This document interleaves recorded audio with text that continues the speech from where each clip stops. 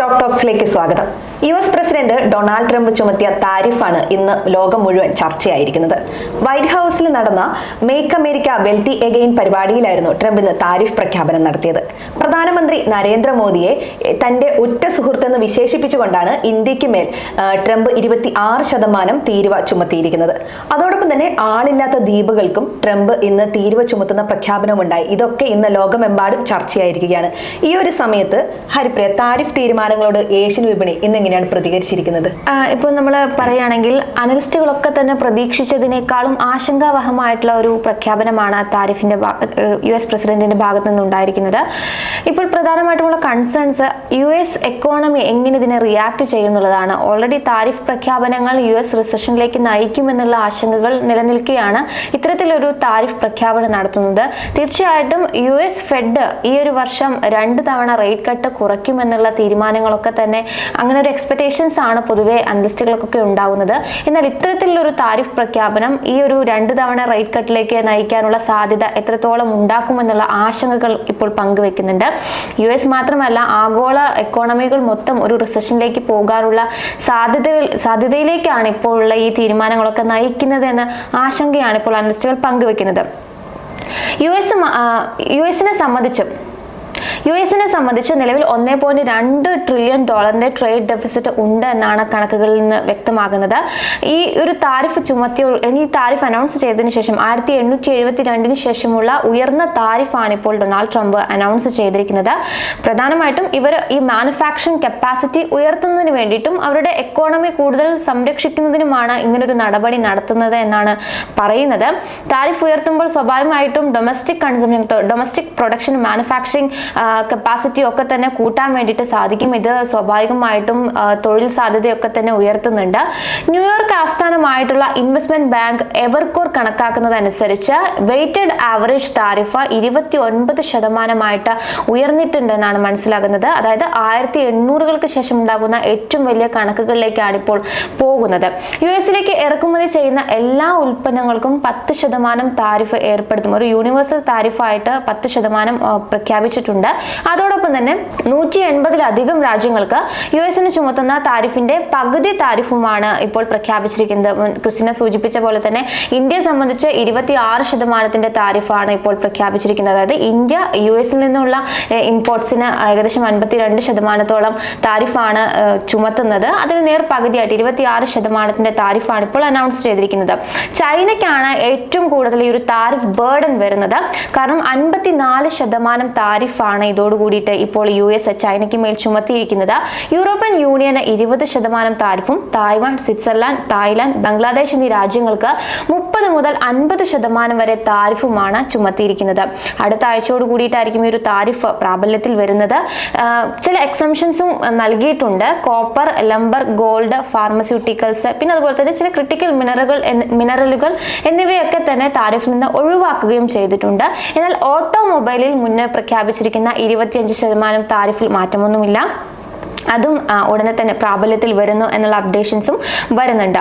അനലിസ്റ്റുകൾ ഇതിൽ ഈ ഒരു താരിഫ് പ്രഖ്യാപനത്തിന് ശേഷം പങ്കുവെക്കുന്ന വ്യൂ കൂടി നോക്കാം. ഈ ഒരു താരിഫ് പ്രഖ്യാപിക്കുന്നതോട് കൂടിയിട്ട് എഫക്റ്റീവ് താരിഫ് റേറ്റ് 26%-ലേക്ക് ഉയർന്നേക്കാം എന്നാണ് ക്യാപിറ്റൽ എക്കണോമിക്സിലെ അനലിസ്റ്റുകൾ വിലവെക്കുന്നത്. അതായത് 131 വർഷങ്ങൾക്ക് ഇപ്പുറത്തുള്ള ഏറ്റവും ഉയർന്ന നിരക്കായിട്ട് ഇത് മാറുന്നുണ്ട്. US-ന്റെ ടാക്സ് റവന്യൂ വർദ്ധിക്കും എന്നതൊരു സൈഡിൽ നിൽക്കുന്നുണ്ട്. പക്ഷേ ഈ ഒരു അഡീഷണൽ ടാക്സ് റവന്യൂ എങ്ങനെ വിനിയോഗിക്കും എന്നതിനനുസരിച്ചായിരിക്കും ഇനി സമ്പദ് വ്യവസ്ഥയുടെ ഒരു മുന്നോട്ടേക്കുള്ള ഗതി എന്നുള്ളതും കൂടി അനലിസ്റ്റുകൾ പങ്കുവെക്കുന്നുണ്ട്. ഈ പണം ഉപഭോക്താക്കളിലേക്ക് ടാക്സ് കട്ടിലൂടെ നൽകുകയാണ് എന്നുണ്ടെങ്കിൽ അവർക്കിടയിൽ ഒരു ഡിസ്പോസബിൾ ഇൻകം വർദ്ധിക്കാനുള്ള സാധ്യതയുണ്ട്. ഇത് എക്കോണമി വളരുന്നതിനും അല്ലെങ്കിൽ എക്കോണമി ബൂസ്റ്റ് ചെയ്യുന്നതിനും ഒരു പരിധി വരെ സഹായിക്കുന്നുണ്ട്. ഉയർന്ന താരിഫിന്റെ ഒരു ഇമ്പാക്ട് കുറയ്ക്കുന്നതിന് ഒരു പോസിബിലിറ്റി അതാണുള്ളത്. അതല്ല, ബഡ്ജറ്റ് ഡെഫിസിറ്റ് വിനിയോഗിക്കുന്നതിന് വേണ്ടിയിട്ടാണ് ഈ ഒരു ടാക്സ് റവന്യൂ ഉപയോഗിക്കുന്നതെങ്കിൽ ഫിസ്ക്കൽ ടൈറ്റനിങ് ഉണ്ടാകുമെന്നതിൽ സംശയമൊന്നുമില്ല. ഏകദേശം GDP-യുടെ 2%-ലധികമായിട്ട് ഇത് വർദ്ധിച്ചാൽ റിസഷനിലേക്ക് നയിക്കും എന്ന് തന്നെയാണ് ഇപ്പോൾ അനലിസ്റ്റുകൾ വ്യക്തമാക്കുന്നത്. ഈ ഒരു താരിഫിന്റെ ഇമ്പാക്ട് ഏറ്റവും കൂടുതൽ ഭയപ്പെടേണ്ട രാജ്യങ്ങൾ എന്ന് പറയുന്നത് UK, യൂറോപ്യൻ രാജ്യങ്ങൾ തന്നെയാണ്. 2025-ന്റെ രണ്ടാം പകുതിയോടുകൂടി തന്നെ ഈ രാജ്യങ്ങളിൽ മാന്ദ്യം ഉണ്ടാകാനുള്ള സാധ്യത കൂടുതലാണ് എന്നാണ് ബാർക്ലേസിലെ അനലിസ്റ്റുകളൊക്കെ തന്നെ വിലയിരുത്തുന്നത്. നിലവിൽ ഈ രാജ്യങ്ങളുടെ GDP-യുടെ 1.1% താരിഫ് ഇമ്പാക്ട് ഉണ്ടാകുക ആവുക എന്നാണ് കണക്കാക്കുന്നത്. ഈ ഒരു താരിഫ് ഇംപ്ലിമെന്റ് ചെയ്ത് കഴിഞ്ഞാൽ GDP 1.1% ഉണ്ടാവാനുള്ള സാധ്യതയുണ്ട്. എന്നാൽ സെക്കൻഡ് ഹാഫോട് കൂടി ഇത് 1.9% ഉയരാനും സാധ്യതയുണ്ട്. UK സംബന്ധിച്ച് 1.5% ഉയരാനും സാധ്യതയുണ്ട്. അത് കുറച്ചും കൂടി അവരെ സംബന്ധിച്ച് സിഗ്നിഫിക്കന്റ് ആയിട്ടുള്ള ഒരു ഇമ്പാക്ട് ഉണ്ടാക്കുമെന്നതിൽ സംശയമില്ല. ഇനി ക്രിസ്റ്റീന ചോദിച്ച പോലെ തന്നെ ഏഷ്യൻ വിപണികളിൽ ഇന്നത്തെ പ്രകടനം നമ്മൾ നോക്കുകയാണെങ്കിൽ തീർച്ചയായിട്ടും മോർണിംഗിൽ ഏഷ്യൻ വിപണികളിലൊക്കെ തന്നെ നമുക്ക് നല്ലൊരു ക്രാഷ് കാണാൻ സാധിച്ചിരുന്നു. ജപ്പാന്റെ നിക്കി 225 ആണ് ഏറ്റവും അധികം വലിയൊരു ക്രാഷ് രേഖപ്പെടുത്തിയത്. 8 മാസത്തെ താഴ്ന്ന നിലയിലേക്ക് നിക്കി 225 താഴ്ന്ന സ്ഥിതി ഉണ്ടായി. തുടക്ക വ്യാപാരത്തിൽ 4.6% ഇടിവാണ് നിക്കി 225 രേഖപ്പെടുത്തിയത്. ഇനി ഹോങ്കോങ്ങിന്റെ ഹാങ്സെങ് വിപണിയിൽ ഹാങ്സെങ് സൂചികയിൽ 1.58% ഇടിവ് ആദ്യ നിമിഷങ്ങളിലൊക്കെ തന്നെ ഉണ്ടായിരുന്നു. സൗത്ത് കൊറിയയുടെ കോസ്പിയും 0.94% ഒരു ഇടിവുമാണ് രേഖപ്പെടുത്തിയത്. അതായത് ഏഷ്യൻ വിപണികൾ ഇതിനോട് നെഗറ്റീവായിട്ട് തന്നെയാണ് പ്രതികരിച്ചിരിക്കുന്നത്. ഇനി രാജ്യങ്ങൾ എങ്ങനെയാണ് ഈ ഒരു താരിഫ് തീരുമാനത്തിനോട് പ്രതികരിക്കുക എന്നുള്ള നയങ്ങളായിരിക്കും ഇനി ആഗോള രാജ്യങ്ങളൊക്കെ തന്നെ ഉറ്റുനോക്കുന്നത്. ഇനി നമ്മൾ സ്പോട്ട് ഗോൾഡിന്റെ വില നോക്കുന്ന സമയത്ത് ഗോൾഡ് പ്രൈസ് ഈ ഒരു താരിഫ് പ്രഖ്യാപനങ്ങൾ വന്നതിന് പിന്നാലെ വലിയ നിലയിലേക്ക് കുതിക്കുന്നതായിട്ട് കാണാൻ സാധിച്ചു. ഇന്ത്യൻ റുപ്പി ഡോളറിനെതിരെ ഇടിയുന്നൊരു സാഹചര്യവുമാണ് നമുക്ക് കാണാൻ സാധിച്ചിരിക്കുന്നത്.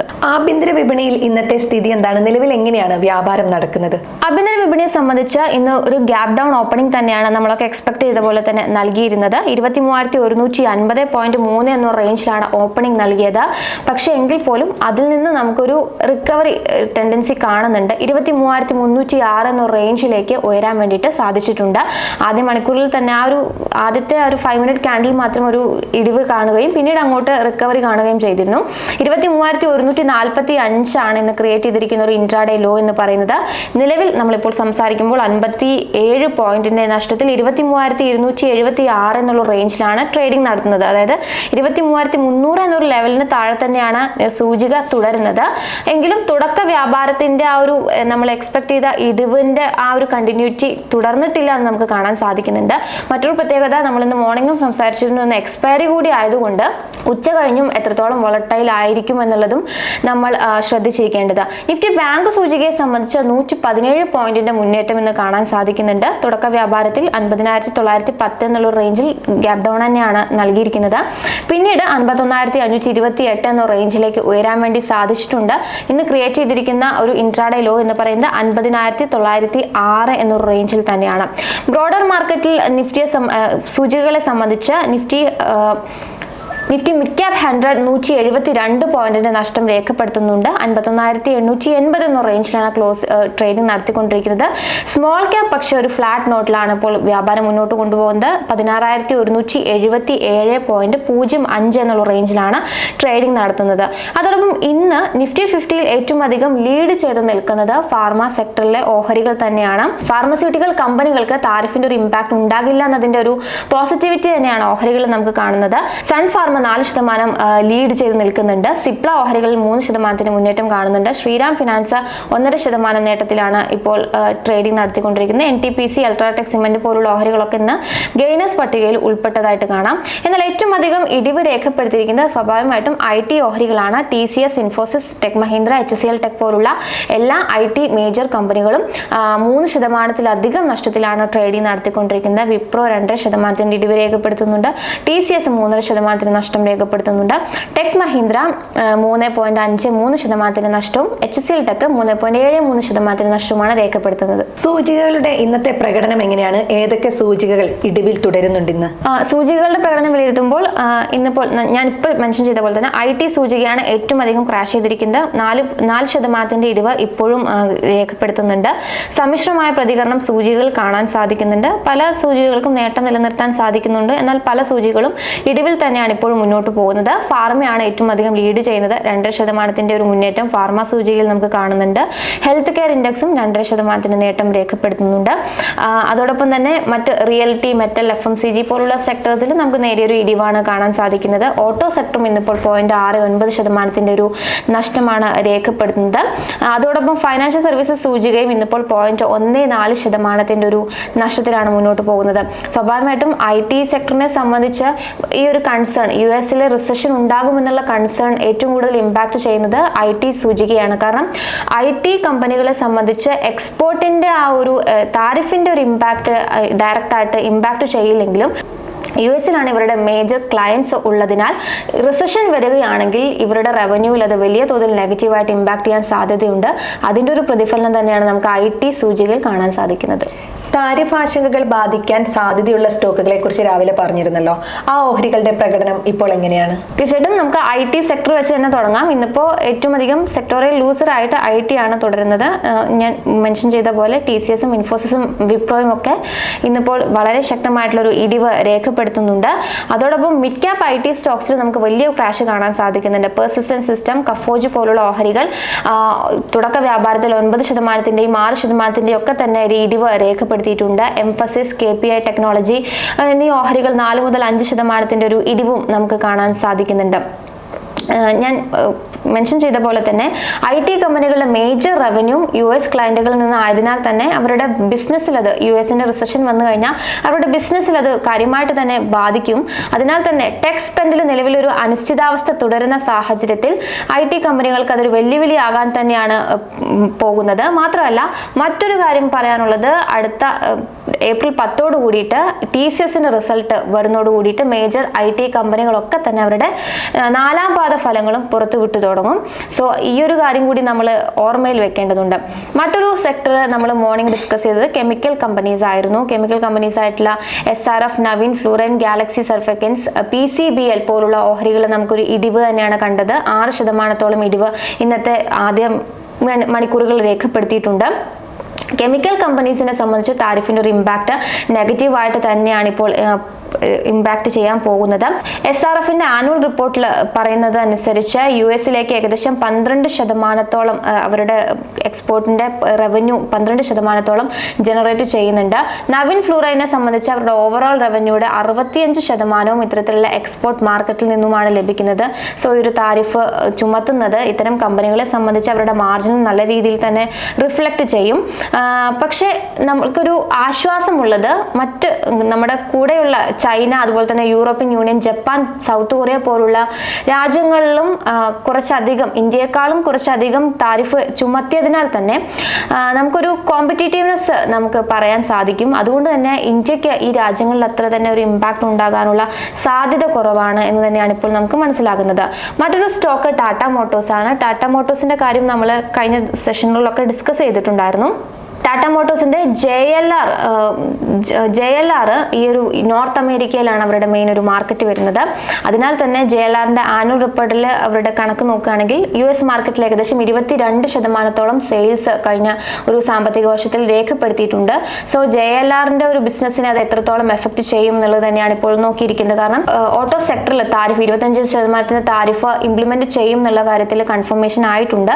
സോ ഇന്ന് ടാറ്റ മോട്ടോഴ്സിന്റെ ഓഹരികൾ ഒരു ഇടിവിൽ തന്നെയാണ് ട്രേഡിംഗ് നടത്തിക്കൊണ്ടിരിക്കുന്നത്. ടെക്സ്റ്റൈൽസ് സെഗ്മെന്റ് ആണ് മറ്റൊരു താരിഫിന്റെ ഇമ്പാക്ട് ഉണ്ടാകാനുള്ള ഒരു സാധ്യതയുള്ളത്. നമ്മൾ കണക്ക് നോക്കുമ്പോൾ ടെക്സ്റ്റൈൽ എക്സ്പോർട്സ് 2023-24 സാമ്പത്തിക വർഷത്തിൽ ഏകദേശം $36 ബില്യൺ ഒരു എക്സ്പോർട്ടാണ് നടത്തുന്നത്. അതിൽ തന്നെ ഏകദേശം 28%-വും നമ്മൾ US-ലോട്ടാണ് എക്സ്പോർട്ട് ചെയ്യുന്നത്. പക്ഷെ US-ന്റെ ഭാഗത്ത് നിന്ന് നോക്കുമ്പോൾ US-ൽ നിന്ന് ഇമ്പോർട്ട് ചെയ്യുന്നതിൽ ഇന്ത്യയുടെ ഒരു കോൺട്രിബ്യൂഷൻ എന്ന് പറയുന്നത് കുറവാണ്. ചൈന, വിയറ്റ്നാം എന്നീ രാജ്യങ്ങളിൽ നിന്നാണ് കൂടുതൽ അവർ ഇമ്പോർട്ട് ചെയ്യുന്നത്. ഇന്ത്യയെ സംബന്ധിച്ച് അല്ലെങ്കിൽ ഇന്ത്യയിൽ നിന്നും ഏകദേശം 6%-ന്റെ ഒരു ഇമ്പോർട്ട് മാത്രമേ US രേഖപ്പെടുത്തുന്നുള്ളൂ. ചൈനയെ സംബന്ധിച്ച് 21%-ന്റെ ഇമ്പോർട്ട് US രേഖപ്പെടുത്തുന്നുണ്ട്. വിയറ്റ്നാമിൽ 19%-ന്റെ ഒരു ഇമ്പോർട്ടുമാണ് നടത്തുന്നത്.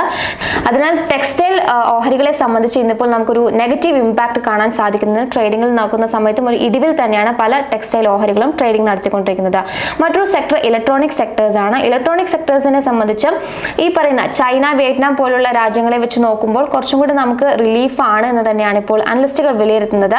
മാത്രമല്ല നമ്മൾ ഓൾറെഡി ഡിസ്കസ് ചെയ്തിട്ടുണ്ടായിരുന്നു, ബൈലാറ്ററൽ അഗ്രിമെന്റിൽ ചർച്ചകൾ ഇപ്പോഴും നടന്നുകൊണ്ടിരിക്കുന്നുണ്ട്. സോ ഇൻഡസ്ട്രിക്ക് അനുകൂലമായിട്ടുള്ള തീരുമാനങ്ങളൊക്കെ തന്നെ സർക്കാരിന്റെ ഭാഗത്തു നിന്നും ഉണ്ടാകുമെന്നുള്ള ഒരു എക്സ്പെക്ടേഷൻസ് ഈ ഒരു ഇൻഡസ്ട്രിക്ക് ഉണ്ട്. അതിനാൽ തന്നെ വരും ദിവസങ്ങളിലും ഇതിന്റെ ഒരു അപ്ഡേഷൻസ് ഉണ്ടാകുമെന്ന് തന്നെയാണ് പ്രതീക്ഷിക്കുന്നത്.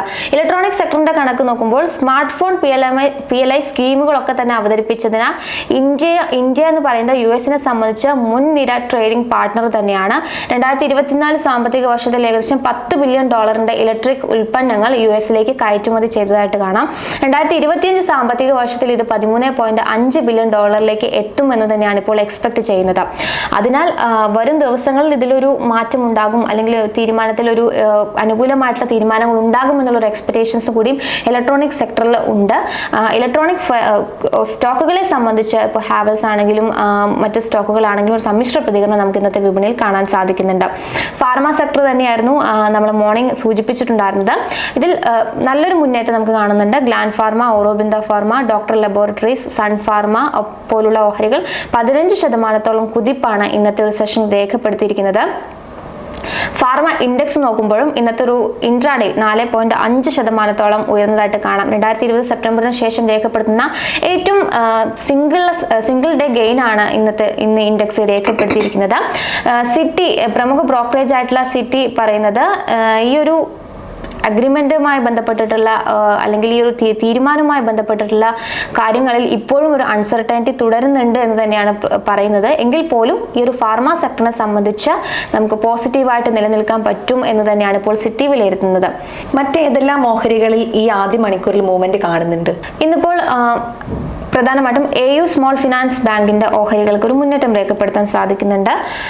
കമ്പനിയെ സംബന്ധിച്ച് അവരുടെ ബിസിനസ് അപ്ഡേറ്റ്സുകൾ പുറത്തു വന്നിട്ടുണ്ടായിരുന്നു. നല്ലൊരു ബിസിനസ് അപ്ഡേറ്റ്സ് റിലീസ് ചെയ്തതിന് ശേഷമാണ് നമുക്ക് ഓഹരിയിൽ ഒരു മുന്നേറ്റം കാണുന്നത്. ഡാബർ ഇന്ത്യയെ സംബന്ധിച്ച് ഇന്നിപ്പോൾ ഒരു 7% ഒരു ഇൻട്രാഡേ ലോസ് ഇൻട്രാഡേയിൽ ഉണ്ടായിരുന്നു. ഒരു മ്യൂട്ടഡ് ആയിട്ടുള്ള ഒരു ബിസിനസ് അപ്ഡേറ്റ്സ് റിലീസ് ചെയ്തതിന് പിന്നാലെയാണ് ഡാബറിന്റെ ഓഹരികൾ നമുക്കൊരു ഇടിവ് കാണാൻ സാധിച്ചിരുന്നത്. അർബൻ മാർക്കറ്റ്സിൽ ഒരു സ്ലോ ഡൗൺ രേഖപ്പെടുത്തിയതും അതുപോലെ തന്നെ ജനറൽ ട്രേഡിൽ ഒരു വീക്ക്നെസ് രേഖപ്പെടുത്തിയതും ഒക്കെ FMCG കമ്പനികൾക്ക് പൊതുവെ ഒരു വെല്ലുവിളിയായിട്ട് മാറിയിട്ടുണ്ട് എന്ന് തന്നെയാണ് ഡാബർ പറയുന്നത്.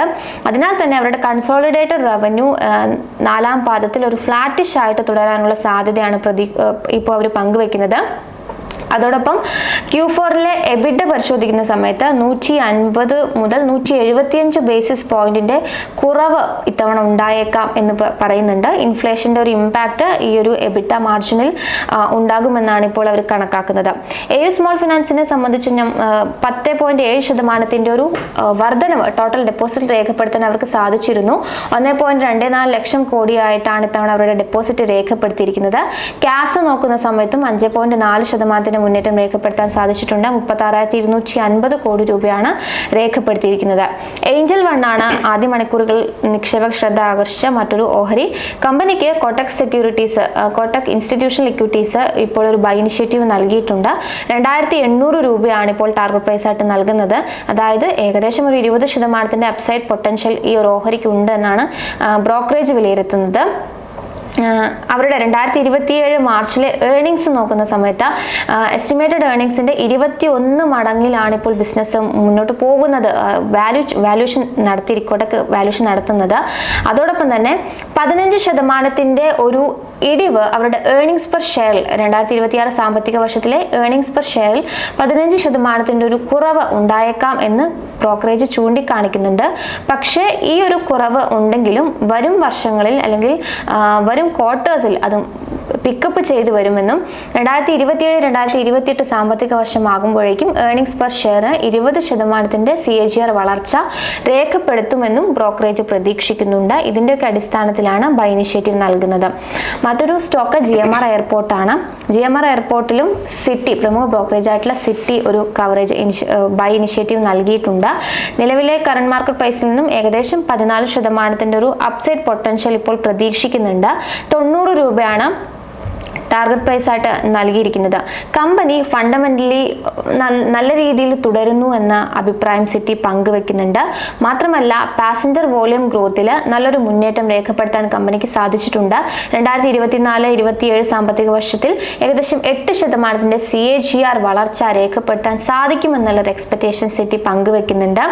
മാത്രമല്ല 2026 സാമ്പത്തിക വർഷമാകുമ്പോഴേക്കും കമ്പനി കുറച്ചുകൂടെ ബെറ്റർ ആയിട്ട് പ്രോഫിറ്റബിൾ ആകുമെന്നുള്ളൊരു എക്സ്പെക്ടേഷൻസ് കൂടി സിറ്റി പങ്കുവയ്ക്കുന്നുണ്ട്. അവരുടെ കോർ ഏർണിങ്സ് 5 മുതൽ 6% ഒരു വളർച്ച രേഖപ്പെടുത്തും എന്ന് തന്നെയാണ് ഇപ്പോൾ പ്രതീക്ഷിക്കുന്നത്. അത് സ്ട്രീറ്റ് എസ്റ്റിമേറ്റ് ചെയ്യുന്നതിനേക്കാളും ഉയർന്ന കണക്കുകൾ തന്നെയാണ്. GMR എയർപോർട്ടിന് സിറ്റി കൂടാതെ തന്നെ മറ്റ് അനലിസ്റ്റുകളും ഇപ്പോൾ ബൈ ഇനിഷ്യേറ്റീവ് നൽകുന്നുണ്ട്. 3 അനലിസ്റ്റുകളാണ് ബൈ ഇനിഷ്യേറ്റീവ് നൽകുന്നത്. ഒരു അനലിസ്റ്റ് ഹോൾ എന്ന റെക്കമെൻഡേഷൻ നൽകുന്നുണ്ട്. US പ്രസിഡന്റ് ഡൊണാൾഡ് ട്രംപിന്റെ താരിഫ് തീരുമാനങ്ങളോട് ഏഷ്യൻ വിപണി ഇന്നെങ്ങനെയാണ് പ്രതികരിച്ചതെന്നും ആഭ്യന്തര വിപണിയുടെ സ്ഥിതി എന്തായിരുന്നുവെന്നും സൂചികളുടെ ഇന്നത്തെ പ്രകടനം എന്തൊക്കെയായിരുന്നുവെന്നുമാണ് ET സ്റ്റോക്ക് ടോക്സിൽ നമ്മൾ ചർച്ച ചെയ്തത്. അതോടൊപ്പം തന്നെ ഓരോ രാജ്യങ്ങളും ട്രംപിന്റെ ഈ തീരുമാനത്തോട് എങ്ങനെ പ്രതികരിക്കുമെന്നും ഇന്ത്യയുടെ തീരുമാനം എന്തായിരിക്കുമെന്നും വളരെ നിർണായകമാണ്. വരും ദിവസങ്ങളിൽ ഇത് അറിയാൻ സാധിക്കും. മറ്റൊരു സെക്ഷനിൽ വീണ്ടും കാണാം. നന്ദി, നമസ്കാരം.